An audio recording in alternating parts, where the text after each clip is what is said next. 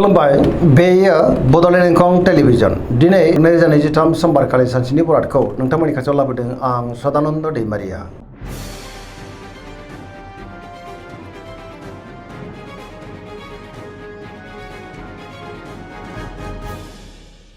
सिगां फरायनो लादों मेष राशि गिबि हांखो अ ल दिनैनि साना जोबोर मोजां बहाबा दावबायनो एबा हान्थिनो खाबु मोननो हागौ आरो मोजाङैनो हान्थिनोबो हागोन मावनो लानाय खामानिखौ थि समावनो आरो गोरलैयैनो मावफुंनोबो हागोन गोसोखौ दिनै जोबोर गोजोननाय मोनगोन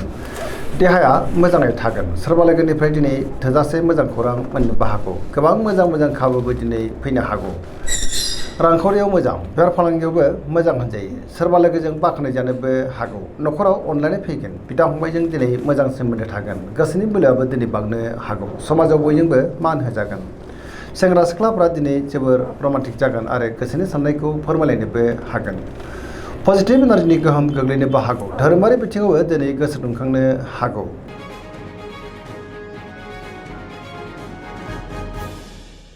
वृष राशि गिबि हांखो इ उ ब दिनैनि साना जोबोर मोजां गोसोखौ दिनै जोबोर गोजोननाय मोनगोन गोसोनि साननायफ्रा मोगथाङाव जाफुंनोबो हागौ गोसोआव बोलो बांगोन मावनो लानाय खामानिखौ थि समावनो मावफुंनो हागोन गियाननि आंखाल जानाय नङा मोनफ्रोमबो बिथिङावनो जाफुंसारगोन रांखावरियाव मोजां अब्लाबो नाथाय खरसायाबो बांनो हागौ बेफार फालांगियाव मोजां होनजायो आयाबो बांनो हागौ गोबां मोजां खाबुबो दिनै मोननो हागौ न'खराव बिसि फिसायनि गेजेराव अनलायनाय फैगोन जायखि खामानि मावा मानो मोनफ्रोमबो खामानिखौनो दिनै मोजाङैनो मावफुंलांनो हागोन लोगोफोरनिफ्राय थोजासे अनसायनायबो मोननो हागौ सोरजोंबा बाख्नाय जागोन गोसोनि साननायफ्रा दिनै मोगथाङाव जाफुंनो हागौ आरो पजिटिभ एनार्जिनि गोहोमबो गोग्लैनो हागौ।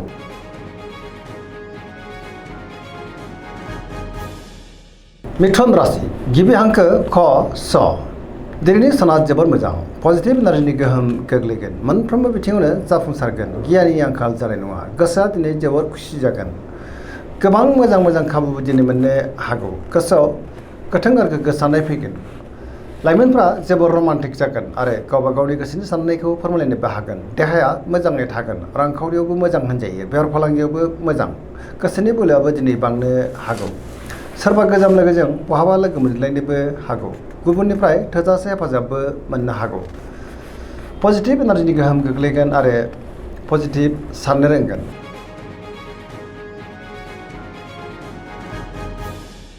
कर्कट राशि गिबि हांखो ड ह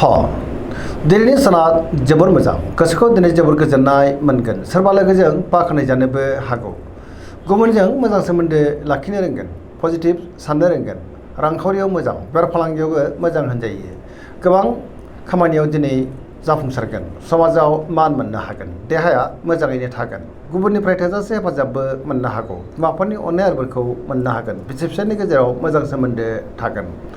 पजिटिभ एनार्जिनि गोहोम गोग्लैगोन सेंग्रा सिख्लाफ्रा दिनै जोबोर रमान्टिक जानोबो हागौ।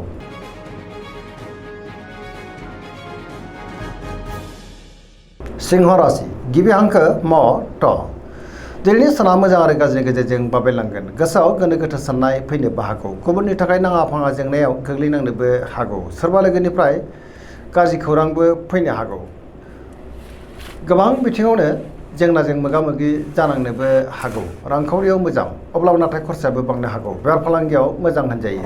गोसोनि साननायखौ दिनै गुबुननो फोरमायनो हागोन अब्लाबो नाथाय नेगेटिभ एनार्जिनि गोहोमबो गोग्लैनो हागौ गोसोआव गोनो गोथो साननाय फैनोबो हागौ आरो नेगेटिभ साननाय फैगोन देहाया मोजाङै थागोन अब्लाबो नाथाय जानाय लोंनायाव सांग्रां जानांगोन गुबुननिफ्राय गाज्रि खौरांबो फैनो हागौ नेगेटिभ एनार्जिनि गोहोम गोग्लैनोबो हागौ।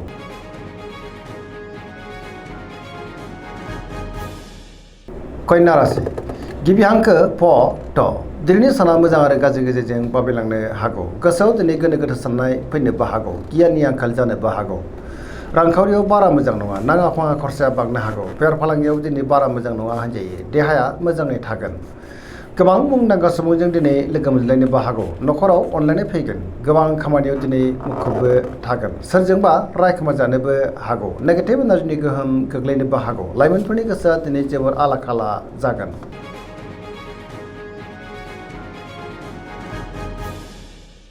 तुला राशि गिबि हांखो र ट दिनैनि साना जोबोर मोजां गोबां रोखोमनि जेंनाफोरखौ दिनै सुस्रांनो हागोन। गोसोआव गोथों आरो गोग्गो साननाय फैगोन, गियाननि आंखाल जानाय नङा, गोसोनि बोलोआ बांगोन, गावनि गोसोनि साननायखौ दिनै गुबुननो फोरमायनोबो हागोन, देहाया मोजाङै थागोन, रांखावरियाव मोजां, मोननो गोनांथारखौ दिनै मोननो हागौ, बेफार फालांगियावबो दिनै जोबोर मोजां मुलाम्फा मोनगोन, न'खराव बिसि फिसायनि गेजेराव अनलायनाय फैगोन, समाजाव मान मोननो हागोन, गुबुननि गोसोखौ गोरलैयैनो बोनोबो हागोन, लोगोफोरनिफ्राय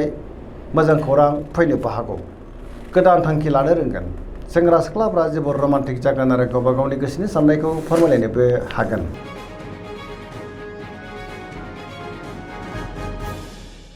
वृश्चिक राशि गिबि हांखो न स दिनैनि साना जोबोर मोजां, पजिटिभ एनार्जिनि गोहोम गोग्लैगोन, समाजाव लोगो लेवा बांगोन, सोरबा गोजाम लोगोजों बहाबा लोगो मोनज्लायनाय गोसोआ दिनै जोबोर खुसि जागोन, गोथों आरो गोग्गो साननो रोंगोन, गियाननि आंखाल जानाय नङा, मावनो लानाय खामानिखौ थि समावनो आरो गोरलैयैनो मावफुंनोबो हागोन, गुबुननिफ्राय थोजासे हेफाजाब मोननोबो हागौ, गोसोनि बोलोआ बांगोन, समाजाव बयजोंबो मान होजागोन, न'खराव दिनै अनलायनाय फैगोन, रांखावरियाव मोजां, अब्लाबो नाथाय खरसायाबो बांनो हागौ, बेफार फालांगियाव जोबोर मोजां मुलाम्फा मोनगोन, देहाया मोजाङैनो थागोन, गुबुननिफ्राय थोजासे हेफाजाब मोननो हागौ, फरायसाफ्रा दिनै फरायनायाव गोसो दुंखांगोन आरो मोजां फिथाइ मोननोबो हागोन, सेंग्रा सिख्लाफ्रा जोबोर खुसि जागोन आरो गावबा गावनि गोसोनि साननायखौ फोरमायलायनोबो हागोन। धनु राशि गिबि हांखो ध फ भ दिनैनि साना मोजां आरो गाज्रिनि गेजेरजों बाबेनलांनो हागौ, गोसोआव गोनो गोथो साननाय फैगोन, गुबुननि थाखाय नाङा फाङा जेंनायाव गोग्लैनोबो हागौ, मावनो लानाय खामानिखौ मावफुंनो गोब्राब जानोबो हागौ, माबा नङा माबा मोनसे हेंथाबो फैनो हागौ, गोसोनि साननायफोरा दिनै देबार नांगोन, रांखावरियाव बारा मोजां नङा, नाङा फाङा खरसाया बांनोबो हागौ, बेफार फालांगियावबो दिनै बारा मोजां नङा होनजायो, बहाबा हान्थियोब्ला दिनै लामा सामायाव सांग्रां जानांगोन, देहाया मोजाङै थागोन, अब्लाबो नाथाय जानाय लोंनायाव सांग्रां जानांगोन, न'खराव बिसि फिसायनि गेजेराव अनलायनाय फैगोन, बिदा फंबायनिफ्राय थोजासे हेफाजाबबो मोननो हागौ, अब्लाबो नाथाय सोरबा लोगोनिफ्राय हरखाबै गाज्रि खौरांबो मोननो हागौ, लाइमोनफ्रा दिनै जोबोर आला खाला जानोबो हागौ आरो नेगेटिभ एनार्जिनि गोहोमबो गोग्लैनो हागौ।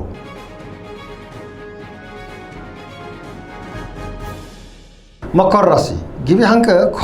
ज दिनैनि साना जोबोर मोजां, गोसोनि साननायफोरा मोगथाङाव जाफुंनोबो हागौ, मावनो लानाय खामानिखौ थि समावनो आरो गोरलैयैनो मावफुंनोबो हागोन, सोरजोंबा बाख्नाय जानो हागौ, गोबां मोजां खाबुबो दिनै मोननो हागौ, मोननो गोनांथारखौ मोननो हागोन, रांखावरियाव मोजां, बेफार फालांगियावबो जोबोर मोजां मुलाम्फा मोननो हागोन, सोरजोंबा बाख्नाय जानानै गोसोआ दिनै जोबोर खुसि जागोन, मोनफ्रोमबो बिथिङावनो जाफुंसारगोन, गोथों आरो गोग्गो साननो रोंगोन, गियाननि आंखाल जानाय नङा, गोदान खामानियाव आखाइ होजेननोबो हागोन, न'खराव दिनै अनलायनाय फैगोन, बिदा फंबायनिफ्राय थोजासे हेफाजाब मोननो हागौ, सेंग्रा सिख्लाफोरनि गोसोआ दिनै जोबोर रमान्टिक जागोन आरो गावबा गावनि गोसोनि साननायफोरखौ फोरमायलायनोबो हागोन, पजिटिभ एनार्जिनि गोहोम गोग्लैगोन, धोरोमारि बिथिङावबो दिनै गोसो दुंखांनो हागौ।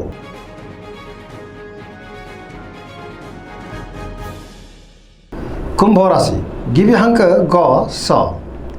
दिनैनि साना मोजां आरो गाज्रिनि गेजेरजों बाबेनलांगोन, गोसोआव गोनो गोथो साननाय फैनोबो हागौ, गुबुननि थाखाय नाङा फाङा जेंनायाव गोग्लैनांनोबो हागौ, माबा नङा माबा मोनसे जेंनाजों मोगा मोगि जानांनोबो हागौ, समाजाव नाथाय मान मोननो हागोन, गोबां मुंदांखा सुबुंजों दिनै लोगो मोनज्लायनोबो हागौ, सिगांनि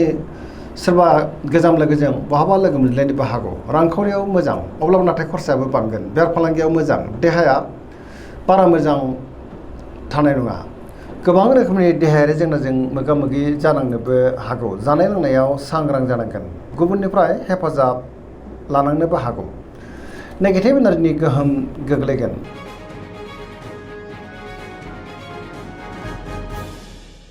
मीन राशि गिबि हांखो ड स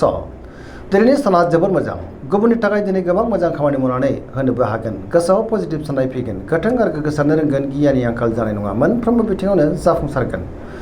देहाया दिनै मोजाङै थागोन, रांखावरियाव मोजां, बेफार फालांगियावबो दिनै जोबोर मोजां मुलाम्फा मोनगोन, न'खराव अनलायनाय फैगोन, सोरजोंबा दिनै बाख्नाय जानो हागौ, लाइमोनफोरनि गोसोआ जोबोर रमान्टिक जागोन आरो गावबा गावनि गोसोनि साननायफोरखौ फोरमायलायनोबो हागोन,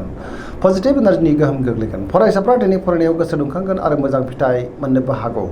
सरासनस्रायै दिनै साना जोबोर मोजां आरो मोजाङैनो बारग'लांगोन।